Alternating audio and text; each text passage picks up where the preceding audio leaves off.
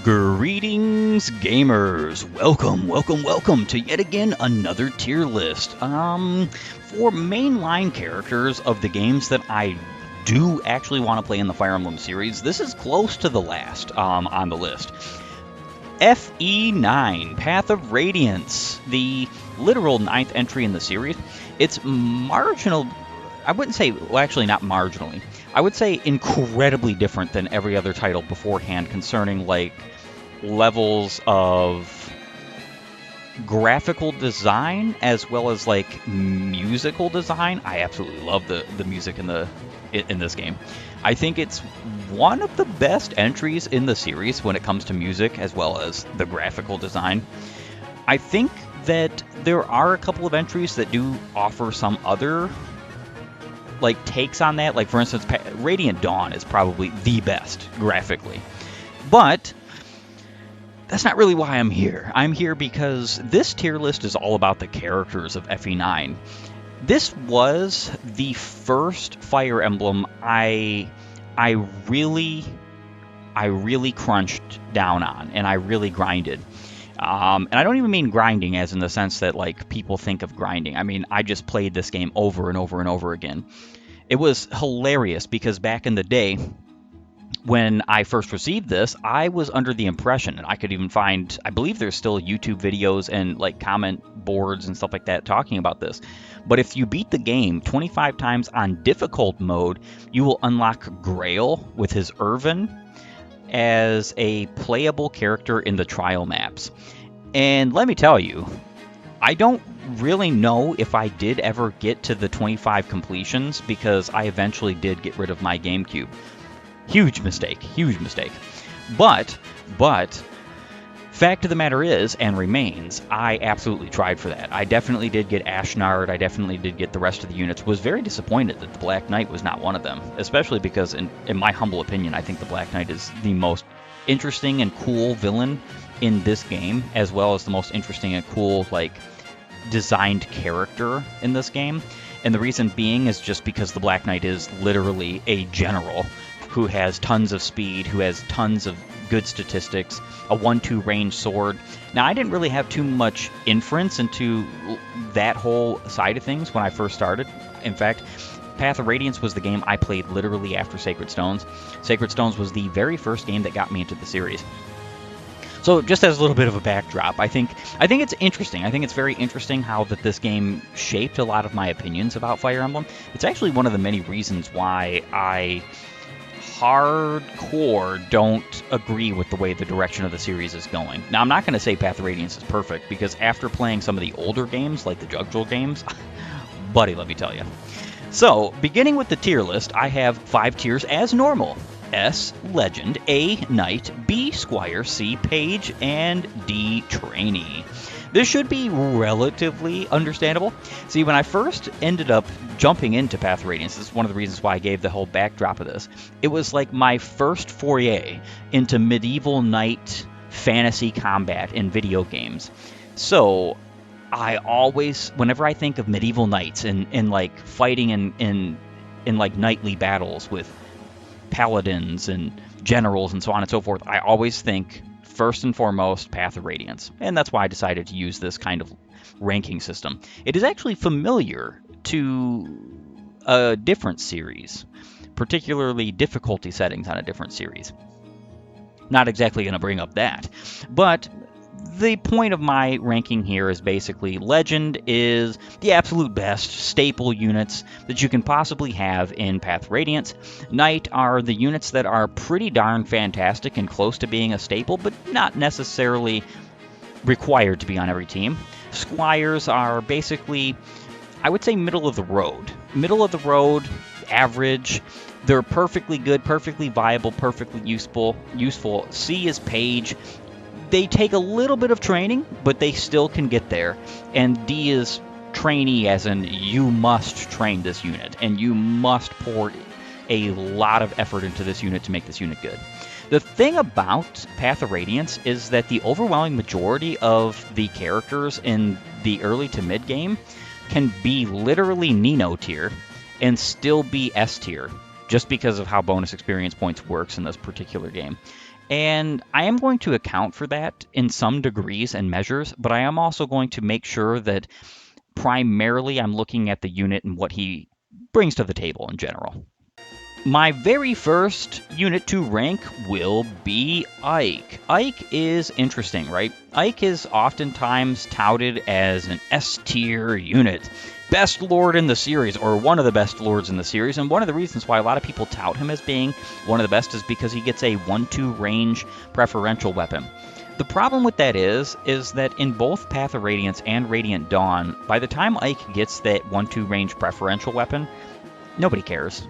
I mean, honestly, nobody cares. Everybody else on your team is really good with 1-2 range weapons, has already contributed for leagues and bounds of chapters by the time that he has gotten this weapon.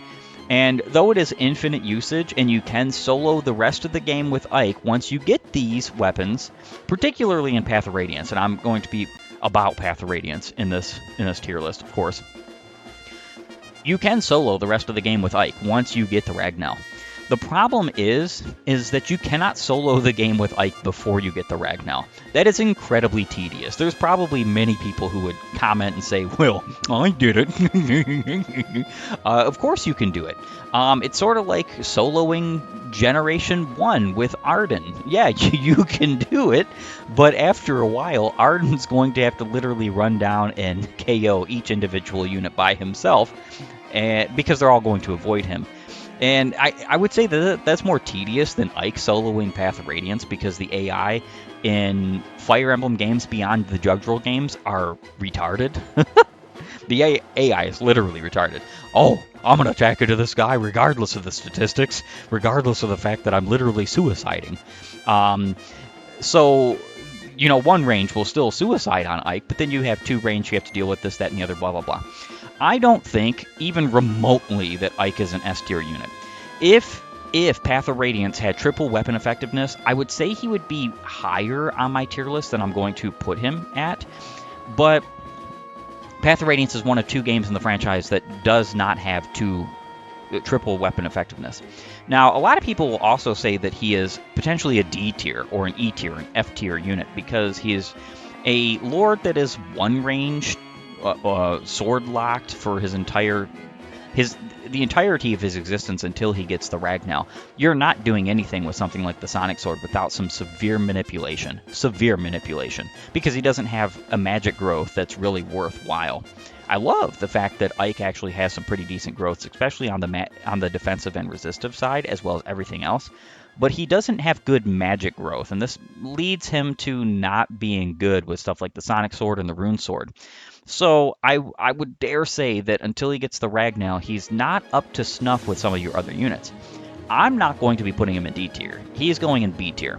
I would say that Ike is very middle of the road. I do not think he is even top 5 best lords in the series, not even remotely close. And the issue with that is just because the dude is a sword-locked, foot-locked unit. And he's foot-locked regardless of the game, regardless of the time of the game. Now, in Path of Radiance and Radiant Dawn, it's not such a big deal that you don't have a mount, especially in Path of Radiance, where most of the chapters aren't insanely large. In fact, it's hilarious because FE6 has bigger chapters than Path of Radiance, which blows my mind. Ike is a good unit, a very good unit. Once he's trained, and especially once he has the Ragnail, he's an insane unit. If he did not ever get the Ragnail, if the Ragnail did not exist, he would be an immediate C tier, potentially D tier unit for me. And the reason why that is in Path of Radiance is because he doesn't offer anything to the table, especially in the early game, especially on the higher difficulties, even in the mid game before he promotes. Until Ike promotes, I really don't think he offers anything to the table that your other units cannot do better. Anything. I still think he's good. I still think he's worthy of a B tier because of his potential, his growth, where he goes, and what he turns into, the monster of a unit he can become, especially with certain skill combinations. One of my favorite being Adept and Resolve, or Wrath and Resolve. Those skill combinations are insanity, especially because I typically like to give him the Miracle Scroll. There's nobody else who's going to use it or need to use it.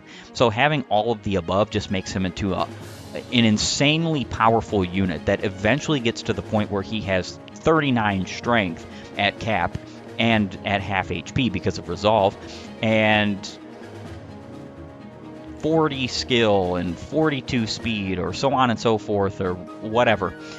And you just look at that, you're just like, man, this guy can literally solo everything. If he got the Ragnail sooner, which I'm not saying he should, because the Ragnail is a very busted weapon. If he got it sooner, I think that Ike would be a definite candidate for me for being A tier. Now, Boyd is actually the only Axe Bro you get in this game. There is no other Axe Bro for you. There's no other warrior. In fact, there are some hidden ideas and like leaks and rumors and code that would suggest that certain of the enemy units in this game were supposed to be able to join you, including a warrior late game boss and a brigand, like early to mid game boss. But neither of those things are true, so unfortunately that's just not the case. Boyd, in my humble opinion, is B tier. B tier for Boyd, and the reason why I'm putting him in the Squire tier with Ike is because Boyd has access to axes, the best weapon in the Tellius games. Axes are insanely good in Tellius. They are almost as good in Tellius as swords are in Jugdral. Almost. And there aren't really good utility axes in this game, at least to good note. I mean, there is the one brave axe, there's a couple of killer axes, but typically, what's really useful in this particular game is hand axes. Using hand axes and like forging hand axes. Boyd, especially once trained, is very good with these weapons. I actually think he's way better than Ike. The problem is that Boyd's start is worse than Ike's by a good margin. And if it wasn't for that, I would easily put Boyd in A tier. Unfortunately, because again, his start is kind of low, I would have to put him in B tier.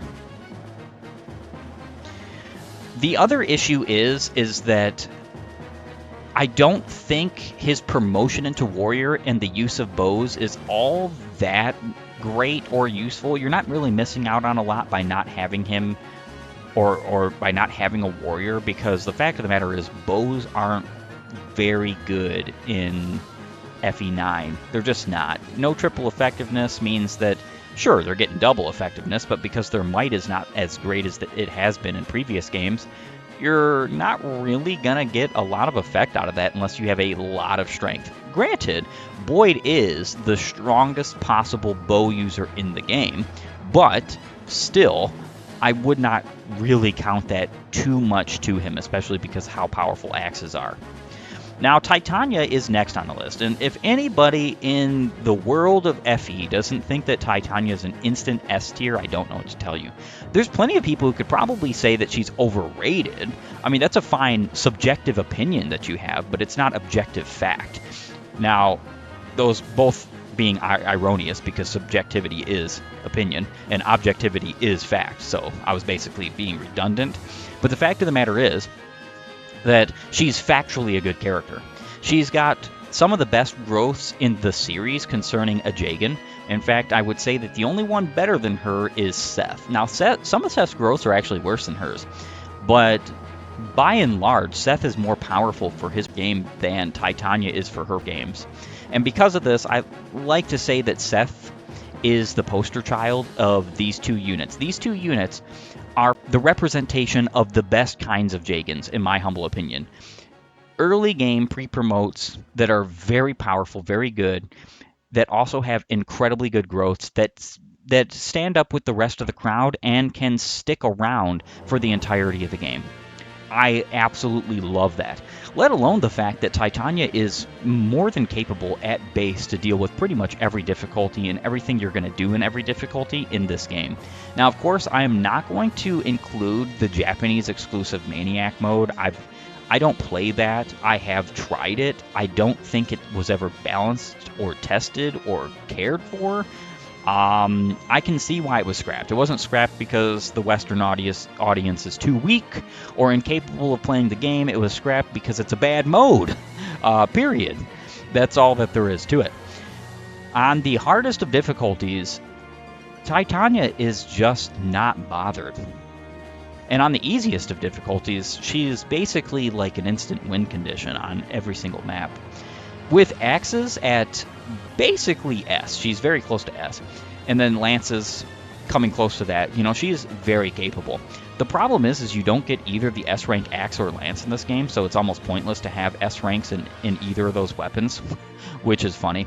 I kind of find it weird that Path of Radiance does this, that there are no S rank weapons really to speak of besides, Rex Bolt.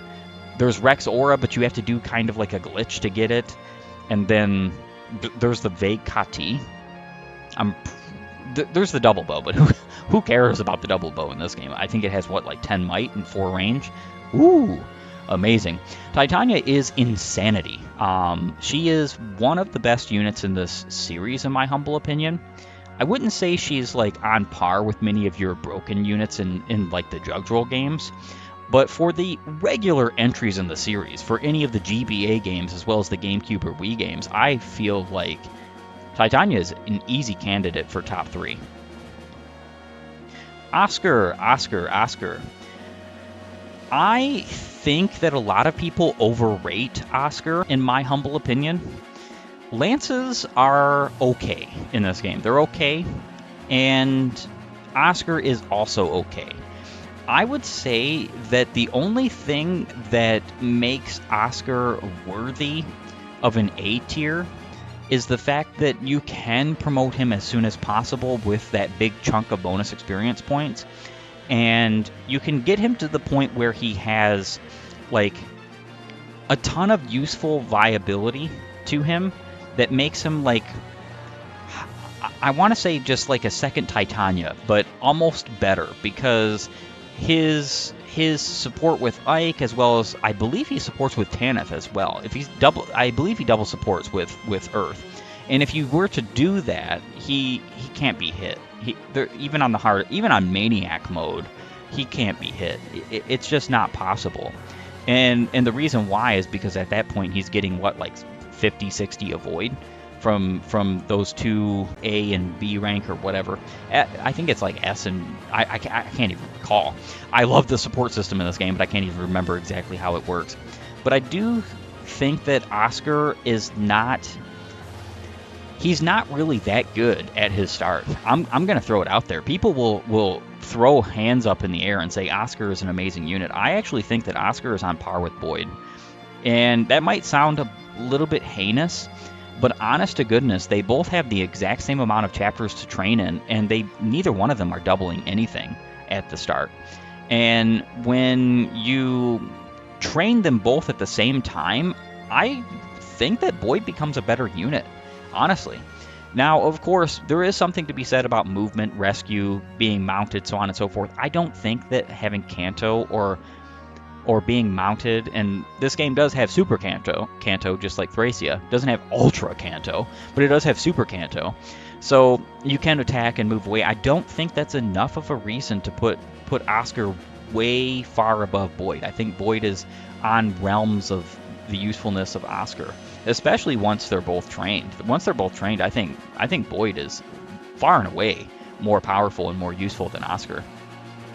Physically, in a combat role. Of course, Oscar also has the good old factor of being able to rescue and do other utility things that Boyd can't do, but I really think that doesn't really matter because the king of this game is flying, not being mounted. Now, the next unit I want to talk about is Rise. So, Rise is an interesting unit. I halfway want to put him in A tier just because he is absolutely necessary. for the early game healing. You literally do not get a healer until chapter 9 other than him. And then, let alone this fact, he is your only light magic user in this game. Now, some people will say that that matters zero because light magic is not all too great in Tellius, and I have to agree. The light magic part really doesn't matter. Now, if you do train him up and get him to the point where he has Nosferatu and he is promoted, so on and so forth, obviously he has to be promoted to use Nosferatu. He is insanely good. Anybody who can get to S rank staves is just really good in my humble opinion. But the problem is that his staff rank is the exact same as his light rank. He shares them upon promotion, which is amazing. So he can get to the point where he has an S rank in staves very easily. So he can use the Ashira staff, and if you really wanted to, you could get the Rex Aura for him. I don't think this is viable on any difficulty higher than normal. I really don't, because Ashnard eventually moves, and you just don't have enough time to deal with getting the Rex Aura. You just don't. But grand scheme of things, I think that Rise with a Nosferatu and some pretty good stats is a good unit. Do I think he is worthy of an actual A tier? That's kind of a little bit difficult to say. I think that he's very important, right? He is the best staff wielder you have for 9 chapters, because he's the only staff wielder you have. And he is absolutely necessary for healing as well as for supporting your party. His staff rank is his light rank. If you do promote him, he does become relatively good. And though light magic isn't grand, it does have some useful niches that the other magics and tomes do not have. Especially given the fact that he just shares the weapon rank, which, again, I know some people will probably be like, well, that doesn't really matter that much, but I think that he is actually a very good unit.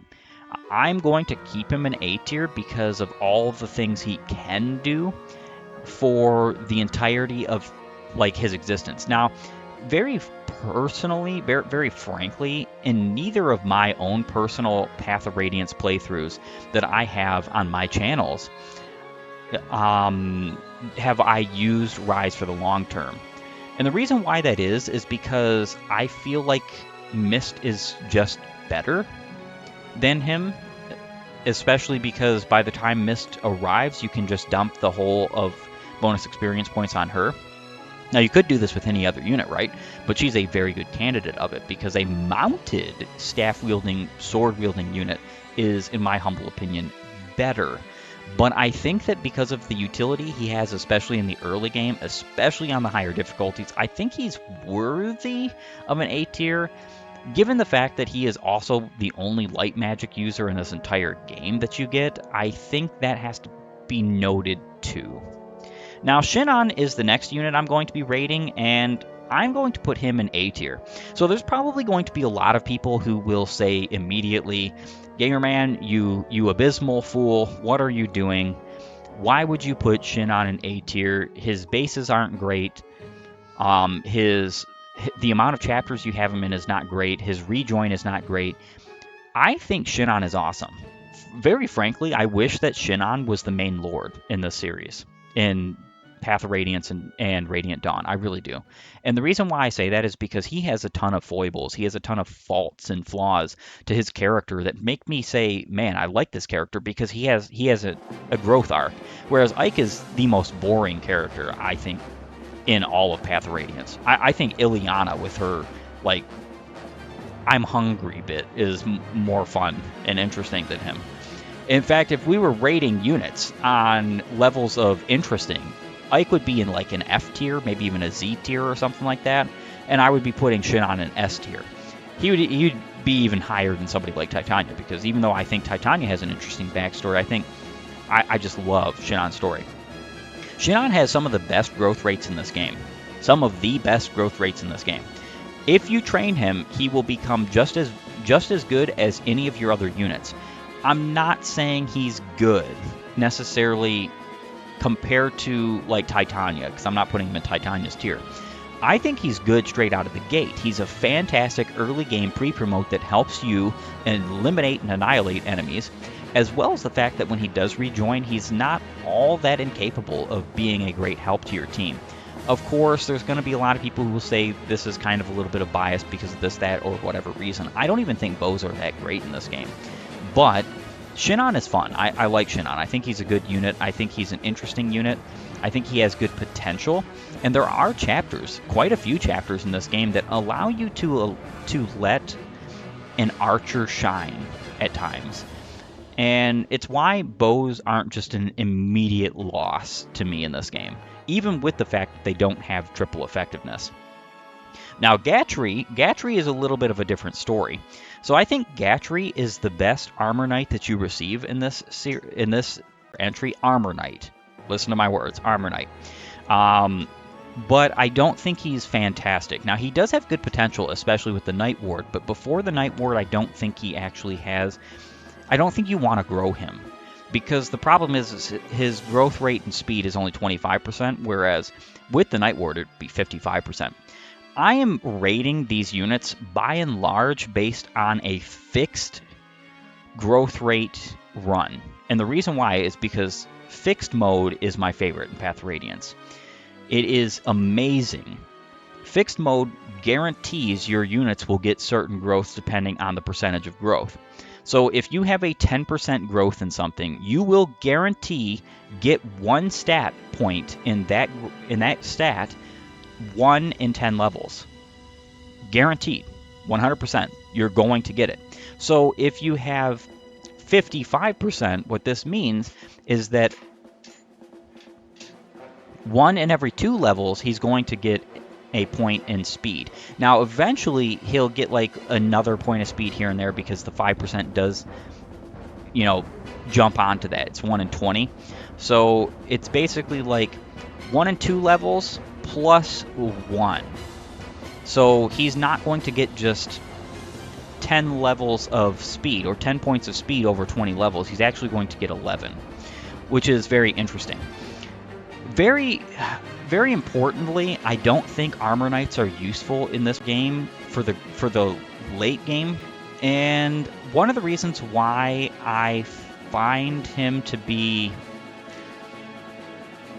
the best Armor Knights in this best Armor Knight in this entry is because the other Armor Knight literally has less bases than him and joins at a much later time than him. Of course, Gatry does have a rejoin, and he's not really going anywhere in his beginning chapters. So the issue is that it makes sense why he's stronger than his later counterpart.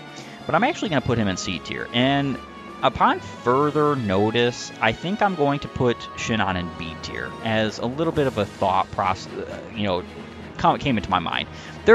He might be good, even in my context. I like him in a lot of different things he can do, but he doesn't really match up to like Ike, Boyd, and Oscar once those units are trained.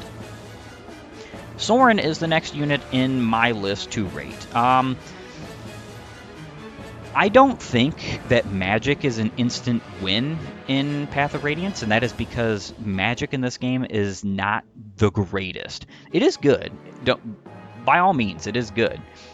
But Soren has a really difficult start. What makes Soren good is the fact that he has an interesting skill in Adept, and you can move him over to Thunder Tomes. Thunder Tomes make him a much better unit. And if you're like fully intent on using Wind Tomes with him just because it's canonical, like I've done mistakenly on a few occasions, you're kind of shooting yourself in the foot. Because the issue is that Thunder is the only tome really worth using in this game, unless you're going to use Fire for like the extra damage you'll get against like the Tiger Legus and stuff like that. Otherwise, just use Thunder, because Thunder is just fantastic, let alone the fact that it's the only one that has an S rank. And Rex Bolt happens to be one of the best weapons in this entire game. If you have a trained Soren, I think he's worthy of A tier, but I don't think he provides enough utility to be outside of B tier. Now, the very next unit I'm going to be talking about is D tier Mia. Mia is in D tier because she is a Myrmidon. sword locked in a game that doesn't need her. And let alone the fact that she doesn't have any kind of benefit or bonus like Ike does with the Ragnell. She doesn't have the stats he does. She doesn't have the growth rates he does. And even at base, I believe she's not much better than Ike was at base, except for I think her speed and skill are a little bit higher. Doesn't matter. This is not a good unit. She is literally supposed to fulfill the Ira, Marita, that kind of thing, Larcey kind of situation. She's supposed to be like the Joshua of this game, or so on and so forth. She's not. If you were to take a look at really strong Myrmidons like Marita, like Ira, like Larcey, and like Rutger and Joshua, what's one thing that they all have that she does not have? And that's a decent start. She doesn't have a decent start. Not only does she not have a decent start, her finish isn't all that great either. Now, Ileana is going to go directly into C tier. So the reason why I'm putting Ileana in C tier and not B tier is because she's a much later join than Soren. And like I said, I don't just instantly attribute magic to being an immediate automatic win in this game. And the reason why that is because you don't really need it except for on the hardest of difficulties, and even then you can still do without it. It is powerful. I'm not going to discount it. It's not nowhere near as weak as it is in Radiant Dawn, and even in that game it's still good. There's a lot of people who make the mistake to say that because Tellius doesn't have overpowered tomes that it's still not good, or that because Radiant Dawn nerfed the tomes that it's still not good. Resistance is still by and large the weaker of the two defensive stats for your enemies that you're fighting in both of these games. The reason why I don't really like Ileana is because her growths are not great, her start is not great, I don't like just the unit in general. Shade isn't all that useful of a starting skill, though you can give her other skills. There's just other units that I would rather train and give experience points to deal with magical-like things. Especially considering that, really, for the majority of the game, you're not going to have anything better than Elthunder on any of your mages. There are better uses of your training time and your bonus experience points and stuff like that. For instance, a good point of this is Mist. I think Mist is an immediate A tier unit.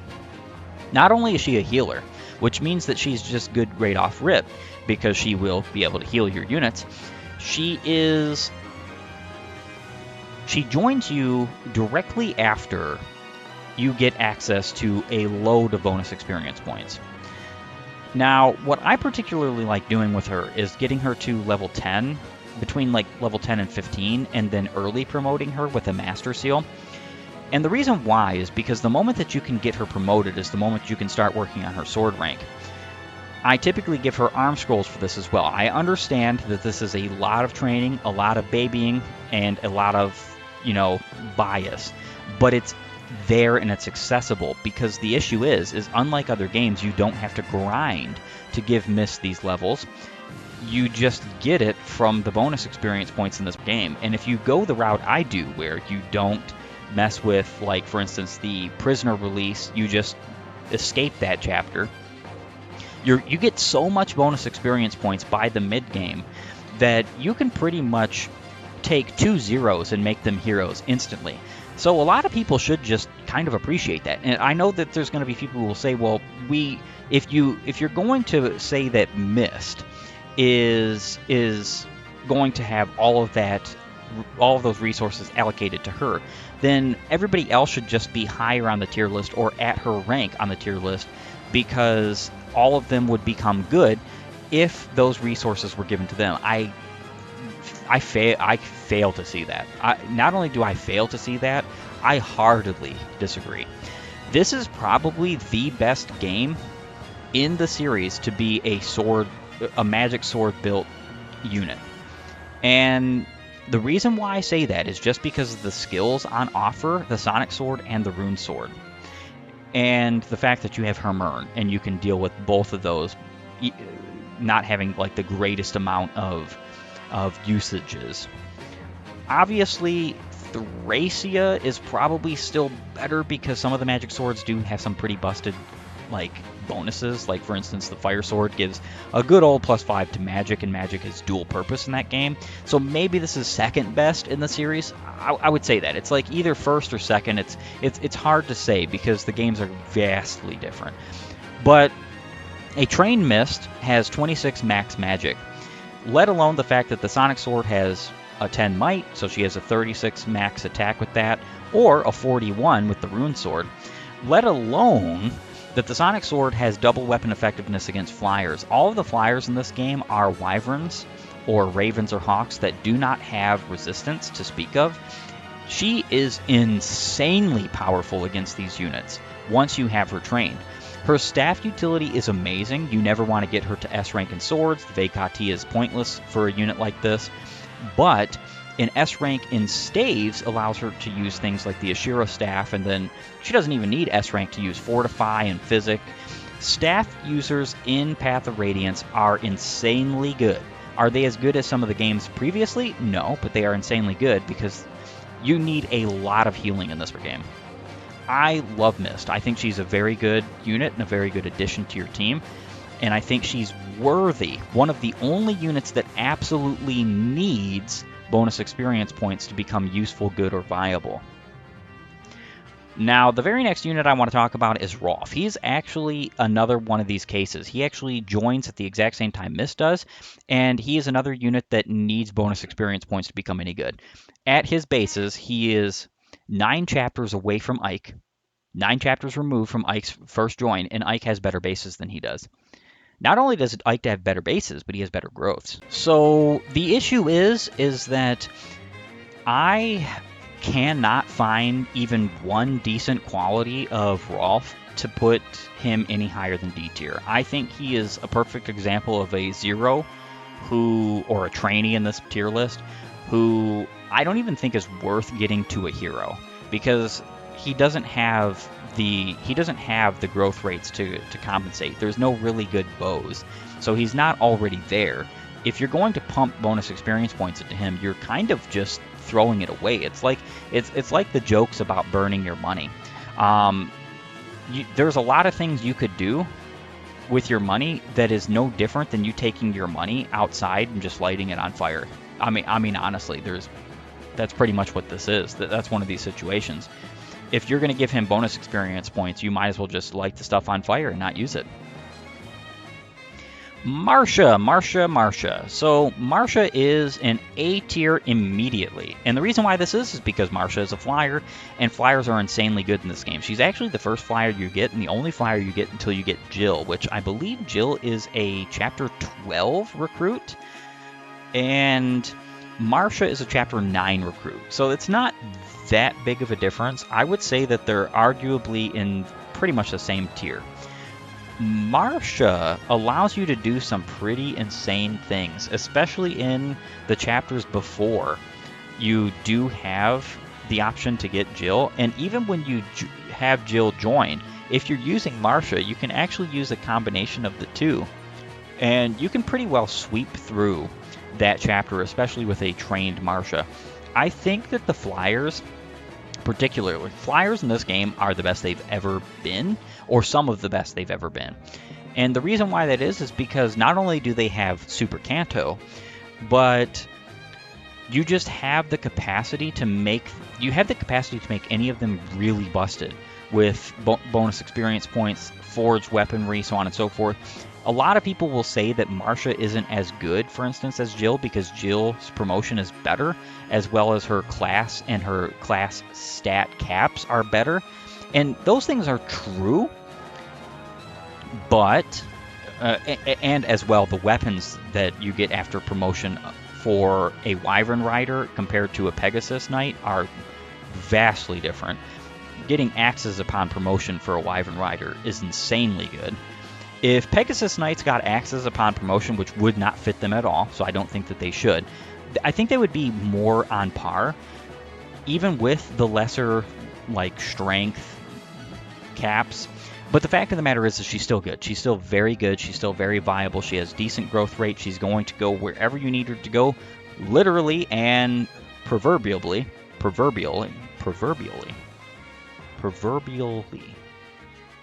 English is really hard today. There's actually a couple of chapters that you can totally skip and cheese using her to rescue Ike and just avoiding the enemies, which I find to be very funny. Very next unit is Leave. So Leave, for me, is going to go into A tier. Leave is one of these very interesting cases where I think she is a perfect example of a decent Legoos in this game. I don't think the Legoos in this game are any good, but Leave is good. And the reason why Leave is good is because she transforms on turn 1, and she stays transformed for, I think, 4 or 5 turns. And by the time that she untransforms, most chapters in this game are either already done or coming to a close. And the issue is that means that she's useful for the majority of the game for what she has to offer. And she's an insanely good combative unit in 1 range. This game isn't as bad as Radiant Dawn is when it comes to 2 range, especially against Legoos, because Legoos lose their gauge in that game for combat. Even if they don't really take part in the combat, they're just subject to 2 range attacks. In this game, that's not how that works. This game, gauge goes up and down based on your turn and based on your particular gauge. What gauge you have, whether you have like a beast tribe, a bird tribe, a dragon tribe, so on and so forth. I think she's actually a candidate for the best Legoos in the game. And this is coming from a man who doesn't use Legoos. It's just because I have used her before. It's because of the fact that she is good pretty much for the whole of the game. She's very useful. She doesn't need the Demiband, which is arguably a trap, in my humble opinion. I don't think the Demiband is all that good. It can be useful. There's times where it's great. And on a train Legoos unit, it's pretty decent. But fact of the matter is that it nerfs a lot of what makes a Legoos unit very good, which is the stats. So I think she's worthy of an A tier. I don't think many Legoos are going to get her tier or higher. Now, Mordecai is going to go in B tier.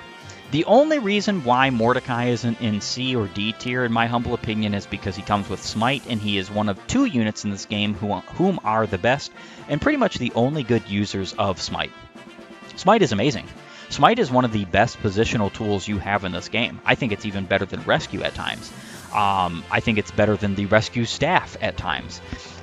Sometimes I even think it's better than Dancing, because there are just things that it can do that none of these things can do.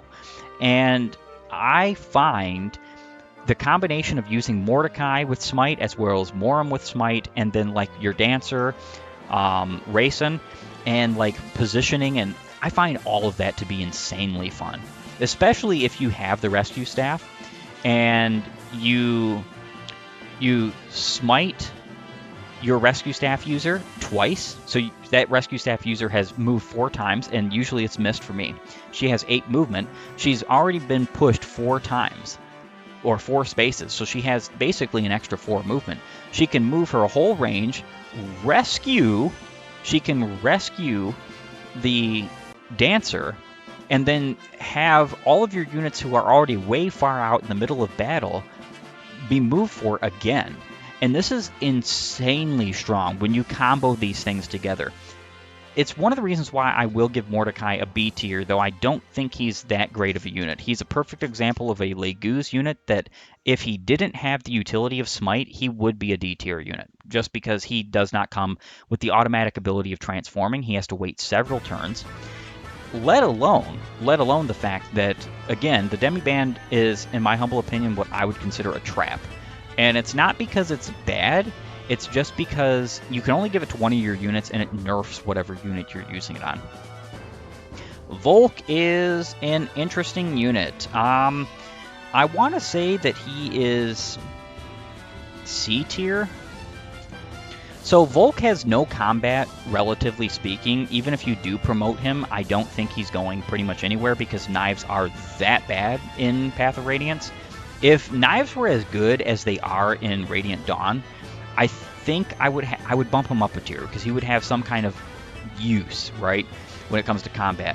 All Volk is really good for is opening chests and locks and the occasional steal. there is hardly anything worth stealing in Path of Radiance or Radiant Dawn.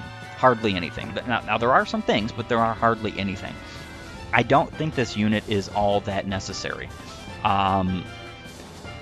Especially given the fact that most of the times you can bypass his usefulness using either chest keys or just circumstances. Like, for instance, in Guiding Wind, in the 13th chapter, you can just have all the ravens steal all the chests and KO the ravens after they've stolen a single chest. It's of no point. Now, there are, like I said, there are instances where he can be used for his thief utility, like, for instance, Chapter 12. There's some ravens that have items worth stealing, but by and large, for the most part, I don't think he is any better than a C-tier unit. Kyran, however, is a unit I dare say is worth and I don't know. I think he's worth a B tier. I think he's as good as Oscar. He starts quite a bit later, and he does have better bases with seemingly as good or better growths in some areas, worse in some areas as well. But he comes with axes, and I really think upon promotion, Kyran is basically a second Titania. But this is true of Oscar as well. They both need some leveling. I want to say they're middle of the road B tier. I don't think they're worthy of A tier or S tier, but I definitely think they have their places. Nephany, D tier. Braum, D tier. These two units are units that I never recruit. So I never recruit Braum, Nephany, Kyran, or... who else is there? Oh no, that's just these three. Braum, Nephany, Kyran.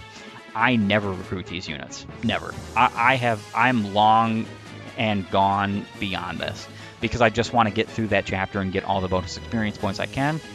And dealing with getting them takes like an extra 10 to 20 turns, honestly. And doing the strategy where you don't get caught by the watch. I just don't find that they're useful. Even if you do recruit them, Nephany and Braum have very bad stats, very bad growth rates, and don't really have good weapon types, or classes, in my humble opinion. I don't think halberdiers are all that useful or that necessary in this game. Generals are arguably better than halberdiers in every sense of the word. Literally, every sense of the word. The only thing that Nephany brings to the table that none of these three do is she has Wrath automatically. So if you wanted, you could give her Vantage. You get one Vantage scroll and one Wrath scroll in this game. So there are two units that already have one of those skills, and both of them are in D tier. Mia has Vantage, Nephany has Wrath. You could make two units have the Vantage-Wrath combo, or just one or the other, or you could just make one if you give one unit both scrolls. The fact of the matter is I do not think Wrath salvages Nephany, even remotely. Zyhark, C tier. He is what Mia is supposed to be. He is actually a decent Myrmidon. For his join time, as well as his growth rates, his weapon ranks, so on and so forth, and his point in his own level progression, he's very close to promotion if he's not already there. I actually think he is level 10. He is basically the Rutger of this game. Not as good, I will not ever say as good, or like the Merida of this game. I think that's more reasonable, but Merida in her game is way more powerful because the Merida sword exists. I would say that he's like in between the two. And he's very good when trained, but the problem is that he's also a character I typically skip out on because the way I play the chapter you recruit him in, I just miss him entirely. I don't have a reason to go that route. I want to keep as many vigilantes and mercenaries alive as possible to get as much bonus experience points as possible.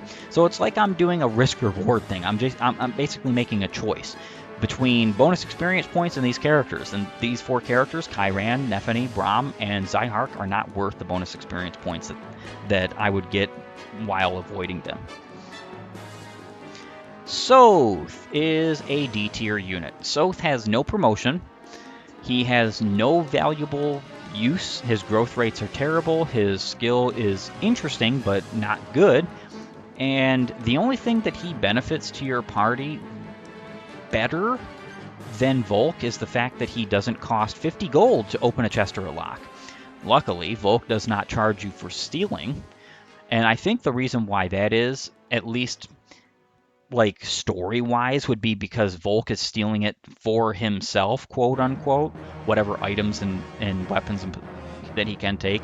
And the cool thing about Path of Radiance and Radiant Dawn is that you can steal anything, as long as it's not equipped. If it's equipped, you can't steal it. So if it's like a full guard or if it's like a weapon that is equipped, you can't steal it, but you can steal unequipped weapons as long as your strength, your strength is more than the weight of the weapon, and your speed is higher than the user of said weapon, the opponent that you're stealing from.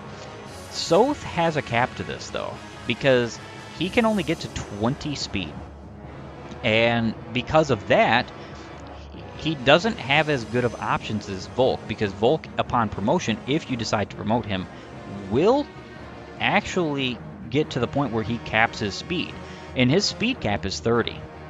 Jill is another A-tier unit, so there's probably a lot of people who are screaming right now, like saying, if you think Marcia and Jill are so good, why aren't they an S tier alongside Titania? And why is that tier only populated by Titania by this point in this game?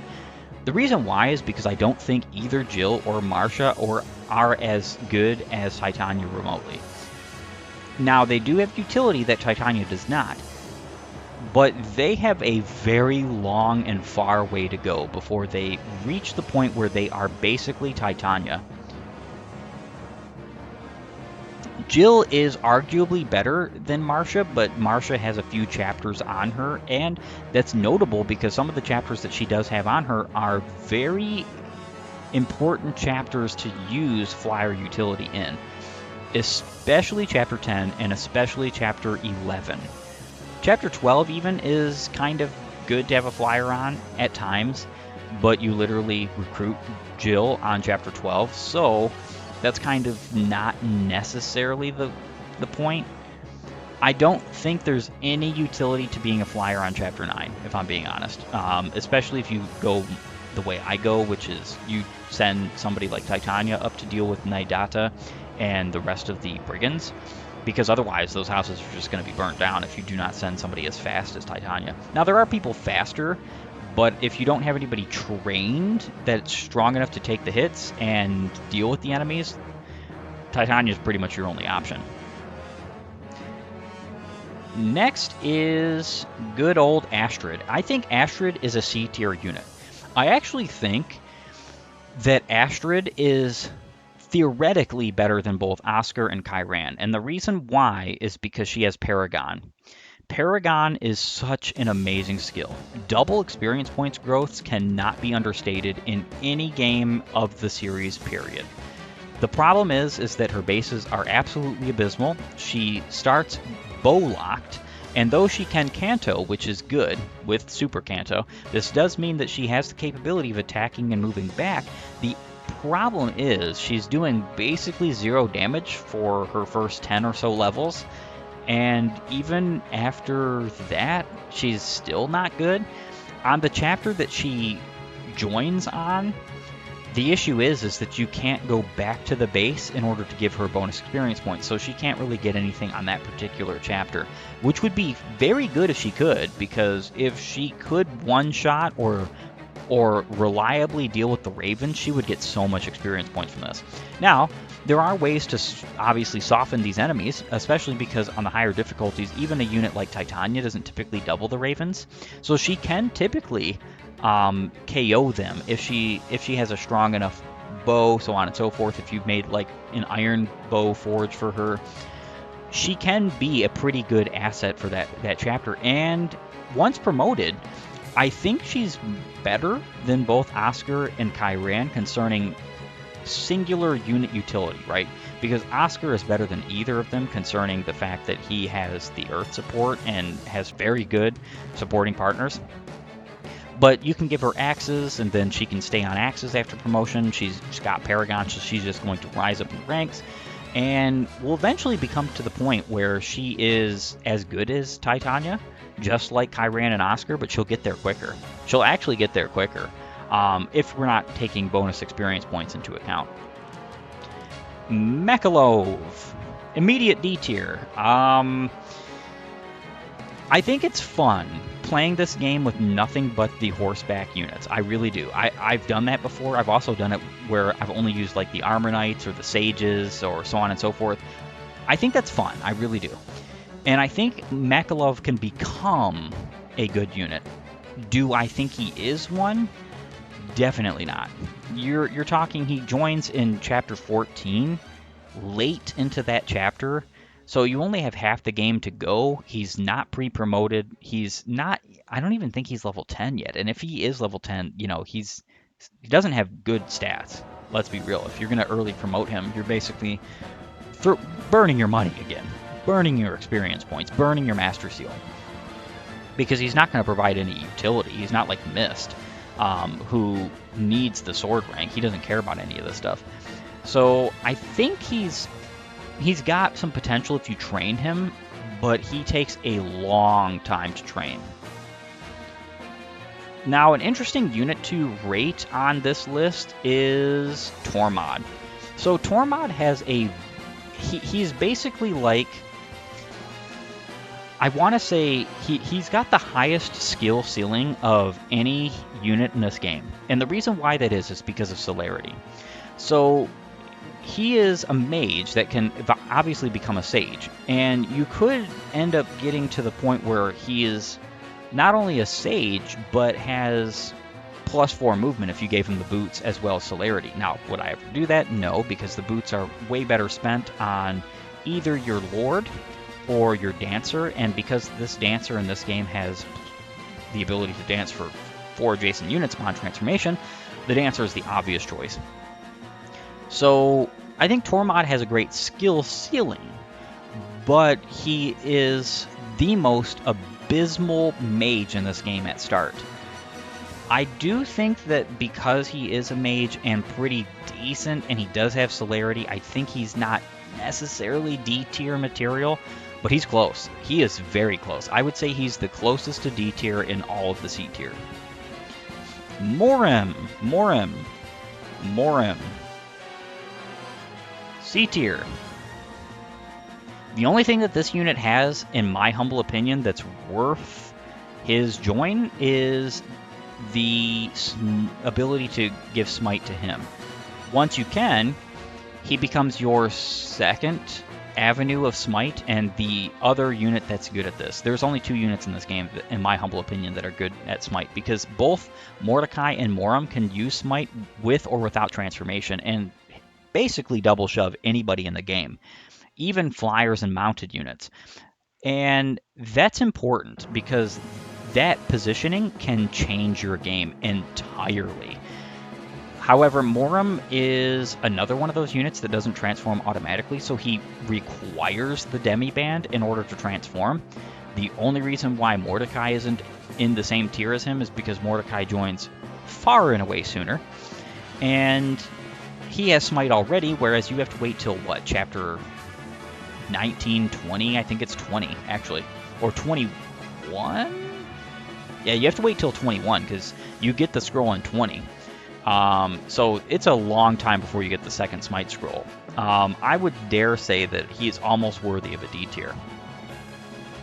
Stefan is an S tier unit, and the next unit I am ranking, Legend.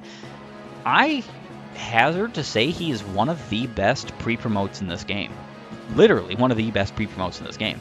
In fact, I find his joining and his whole character, his stats and everything like that to be way overtuned. Even for the hardest of difficulties, he is still an insanely good unit. There is no reason, in my humble opinion, to continue to use any of your swords masters beforehand, or even use them at all, because you're going to have to waste a lot of bonus experience points to get them to any kind of viable. You are not getting Mia or Zyhark to Stefan level of power by his level and by his join time without bonus experience points. Guaranteed. Even on the easiest difficulty, it's not happening. The only way that it would happen is if you basically spoon-fed every KO in the entire game to those characters. And let me tell you, I don't think that at level 8, Swordsmaster without early promotion of either Zyhard or Mia are they going to be as good as Stefan. The fact that he also has his Occult Scroll skill of Astra, and he comes with an S rank in swords automatically and gives you an Occult Scroll, which, mind you, is a support conversation. Doesn't matter whether you use him, or it's an info conversation. It doesn't matter whether you use him or not. You just have to recruit him. These things just culminate to being an insanely good unit. I cannot believe his bases. I believe he has something like 19 strength base and 25 to 27 skill and speed base as a level 8 Swordsmaster pre-promoted. The only thing that's lacking about this guy is his resistance, and his defense isn't that great either. But, grand scheme of things, he's a Swordsmaster. He's supposed to be a boss killer. He's not going to be tanking whole hordes of enemies by his little lonesome. Now, when it comes to a different character in this game, I think I'm going to have to talk about Dev Dan. So Dev Dan is he is a pre-promote, but kind of the worst kind in my humble opinion. He comes at a point in the game where you've already had several other pre-promotes that are far and away better than him, or far and away more useful than him, and don't have, like, as poor a stats as he does, let alone the fact that his growth rates aren't that good. I think that he's the most viable of the 2 halberdiers you can get in this game, but I don't think he's fantastic. I think he's B tier worthy only because he does have some pretty good weapon ranks. He does have good potential. I just don't think it's great potential. Now, when it comes to a good pre-promote, Tanith is going into S tier alongside the other 2 so far. Tanith is, in my humble opinion, better than Titania.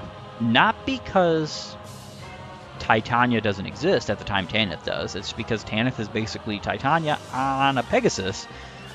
Pre-promoted, can fly around, has swords and lances, and even though I think the sword thing isn't so great for her in theory, magic swords are great in this game, better than the other magical weapons, though there is a magical lance and a magical axe in this game to kind of offset the ability of using magic with every particular unit except for bow units, unfortunately.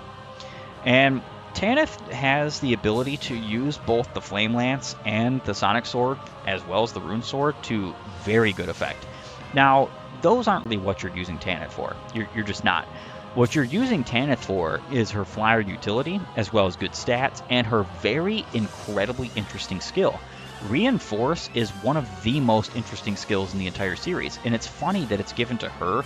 Some, like, basically, I'm not trying to say she's no name, because obviously she is one of the top commanders of the Holy Guard, but she basically has no story significance outside of that being there, you know, and yet she has this amazing preferential skill that nobody else can get. It's incredible. It's actually game breaking in some cases. Even on the hardest of difficulties, you can absolutely tear this game a new one with Reinforce, because you just get 3 Pegasus Knights that are fodder for twice in a chapter. You can actually get a total of 6. Do I think the Reinforce skill is what makes her good? No, I think it's a combination of her good statistics as well as her good growth, her good join time. She's a flyer, and flyers are king of this game. And, like, all of her utility combined. Now, Titania is still better, in my humble opinion, because Titania does join from the start, and you do get to use join from Titania from her join basically till the end of the game. But Tanith is still pretty much just as good, especially when she joins. Rayson is an immediate S tier unit. Legendary. He is your only dancer in this game. You don't need any other. When he is untransformed, he can dance for 1. When he is transformed, he can dance for 4, adjacent to him. He has Blessing, which means he can heal everybody around him at the start of each turn for his magic, the amount of magic he has. His growth rates are very interesting. He's actually insanely worth giving bonus experience points to for just his survivability alone. Honestly, I give him the boots every time. If the Celerity Scroll was something you could take off and give to him, like in Radiant Dawn, I would immediately do that as well. I think this unit is insanely good. One of the best dancers in the series. In fact, the only dancer that is better are the dancers from Genealogy. And the reason why that is because they're accessible earlier in both games, in both gens of that game, and as well, they're just always dancing for 4. They also don't have any particular weakness, like to arrows or anything of that sort. Janeth and Ulki. So Janeth is going to go into A tier. Ulki is going to go into C tier. Janeth is good because Janeth is basically leave, but flying and has better stats. And the reason why this is important is because even though neither one of them have Canto in this game, which is unfortunate, I actually think that that's a big misstep. I think that all of the Legus should have Canto, just because it kind of makes sense.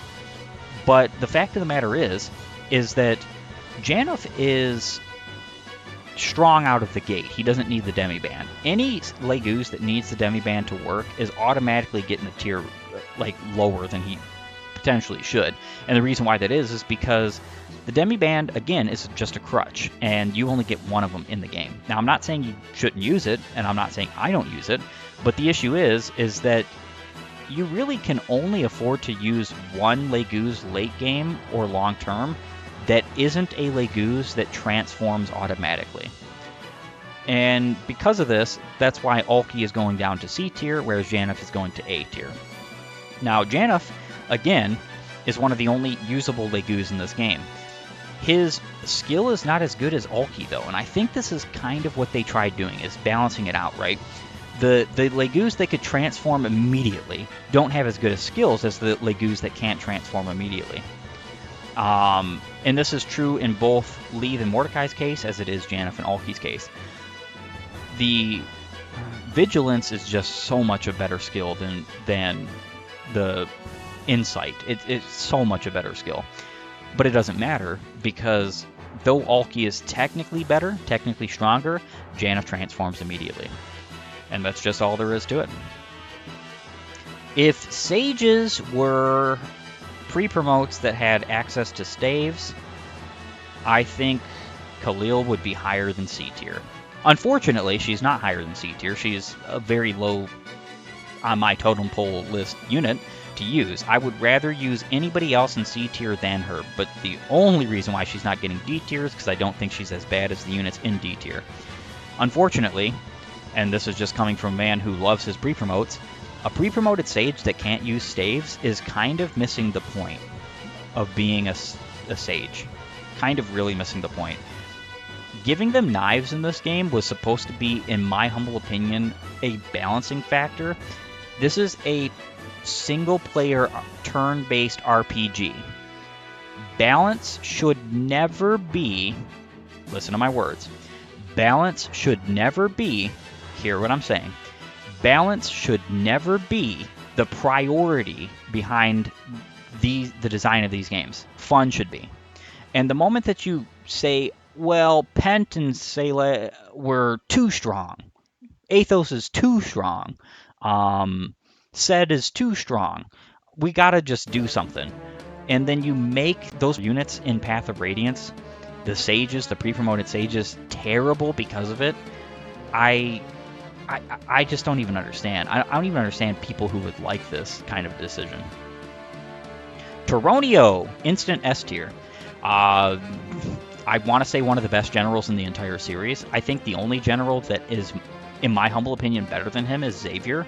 And it's only because of the things that Xavier has access to in his particular game. Because Xavier's recruitment is obviously way more abysmal than Toronio. Toronio is supposed to be the hard to recruit but very powerful, very good general archetype, and he's not. in Path of Radiance and Radiant Dawn. He's not hard to recruit at all. You don't even need to recruit him in Radiant Dawn, which is funny. But in Path of Radiance, all you have to do is talk to him with Ike. I wish there was a more in-depth means of recruiting him. Like, he was basically a secret character, in the sense that you have to do some crazy stuff. Not necessarily as crazy as Xavier, I'll grant that. But Tyronio is insane. Tyronio has Resolve straight out of the gate. And he is probably the best user of Resolve besides the dragons. I really think the dragons are the only users of Resolve that are better than Tyronio. And that's saying something. Honestly, saying something. I think Tyronio is better with Resolve than Ike is. That's really saying something. The only thing that you miss out on by not giving Ike Resolve and giving it to, like, the dragons is, like, Ike can't use Resolve against the Black Knight. Or not against the Black Knight, against Ashnard after the Black Knight chapter. But the issue is, that doesn't really matter. It really doesn't matter. Ike is perfectly fine with Aether. Aether is an amazing skill. It's one of the best skills in this game. And passing that up for, like, a Resolve Adept or Resolve Wrath combo is fun. But there are users of these skills that are better. Especially because Tyronio already comes with Resolve. This is like opportunity cost. If you give Ike Resolve and, let's say, Adept, then that means that you can't give Resolve to somebody else. You only have 2 Resolve users, and Ike can't get Aether. So Ike could have Aether, which is basically going to make him as good as if he has Resolve. And then you could give somebody like Tyronio Adept, because then he can actually double once he's in Resolve range, and potentially quadruple. And then you could give somebody like Nazir or Ina the other Resolve scroll and give that unit Wrath or whatever, or Adept, or so on and so forth. And in that case, you're splitting up your strength to 3 separate units. You're not really hampering your ability to beat the game, but you're making it so that you can beat the game more efficiently. Tyronio is an amazing unit. A rank in swords, A rank in lances, doesn't need an S rank in either, but if you're going for one, obviously you want to go for the Beit-Kati, S rank in swords. That makes him even more survivable, as well as the fact that it's just a very decent sword. Resolve with this man is insane. I typically like giving him either Adept or Wrath, and Provoke, and just going absolute ham with this guy. Tyronio is amazing. I love Tyronio. I love Xavier. They are perfect examples of good units that are Armor Knights. You can make the generals good in these games. All you have to do is give them a bit of utility that other units don't possess. That's all you have to do, and they're good. It doesn't matter at all, regardless of their movement, because they just have the tools necessary to make and break their games. Ranulf. Ranulf is, I would say, I'm going to put him in B tier. So I think Ranulf is better than Leave, but Leave is joined for a much longer period of time in the game, and it's just one of these things where it's like, I don't want another Cat Legoose. I don't even want Leave in the first place. So Ranulf is not really adding anything to me. You get him in what, chapter 23, I think? The Riven Bridge, and you don't really need him by that point. He's not really that great. If I'm being honest, just Legoose units are not that great. If I was going to really rate this tier list as, like, biased as I possibly can, thinking about characters that I use and only use, I would put all of the Legoose units in this game in F tier, besides maybe the Royals and Raisin. That's just it. Unfortunately, there's a lot of people who will say that that's not really fair, whatever, this, that, or the other. Legoose are not good in this game. I would grant that they are better in some ways in this game than they are in Radiant Dawn, but in Radiant Dawn, they're also better in other ways. In either game, they're just not good. Har is an instant S tier. Pre-promoted Wyvern Lord with the start of a Brave Axe as well as the Guard Scroll, or Guard Skill, I should say, is a very good unit, very strong unit. He's another candidate I would give Resolve to, I don't think he's anywhere near as good as the dragons for this. But the thing is he joins way sooner than the dragons, so there is some argument to be thrown out there that he uses it better because he uses it for a longer period of time. Har is actually a very good unit in this game. Very good. He is just as good as, like, pretty much any other late game Wyvern Rider you can think of that joins in any other Fire Emblem before or after him. He fulfills that niche in this game. I would say that maybe Dean and maybe Har in Radiant Dawn are better. But other than that, I think he's a perfectly serviceable, perfectly fantastic unit, S-tier, legendary. He is off the rip one of the better units that you do get in this game, concerning like a pre-promote. He even has decent growth rates. Not great, but decent. Bastion, immediate D tier. Lucia, immediate D tier. You just do not need a pre-promoted sage that can't use staves at this point of the game that's even weaker than Khalil. He is stronger physically as well as defensively, but he's weaker by and large with magical damage. He does have better weapon ranks, so you could say that that's a boon for him. Lucia is like, what is this woman? She has 15 base strength. I think she has a decent amount of magic, so she probably is like a decent candidate for magical sword builds. But the problem with that is that there's just so many better units. She doesn't even have a good magical growth, really. Swords masters, most swords in this game that you really want to take advantage of with them are like killing edges. She's not going to really be able to do that. See, I make an exception for somebody like Mist, because Mist is a magically inclined unit. Her magic growth is far and away above better than her strength growth, and she's going to use her magic for healing regardless. Lucia's not really that way. Magic sword builds in this game don't really work outside of Mist, in my humble opinion. There are times where it can work, like with Tanith, like I said before. Lucia can do it, but it's not great. Jeffrey is a very good pre-promote. I say that he is A tier. He's definitely not S tier. He is a late game paladin that has Paragon as well as lances and bows. I think he's got pretty good stats as well as pretty good growth rates. The problem is that he joins so very late in the game. We're talking, what, chapter 24-ish, 25-ish, somewhere around there. I think it's 24, right? Yeah, somewhere around there. And the issue with that is that he's not really going to he's not really going to change your game. He's not really going to break your game. You've already got Titania. Titania has literally the 2 better weapons, or the 1 better weapon in axes. Lances are not bad, and having the utility of bows while being a paladin isn't terrible, but you don't really need it. You just don't. He is good, though, and I will give him A tier.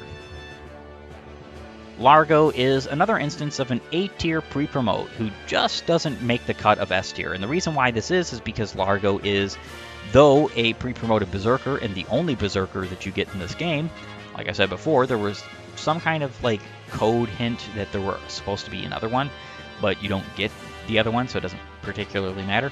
If you want to use a berserker, he's the only one that you have an option to, but he's abysmal, right? He's nothing like Hawkeye or some of the better berserkers of the series. I would even say somebody like Dazla is better than this guy, and the reason why is because he is literally made out of tissue paper. I don't understand this.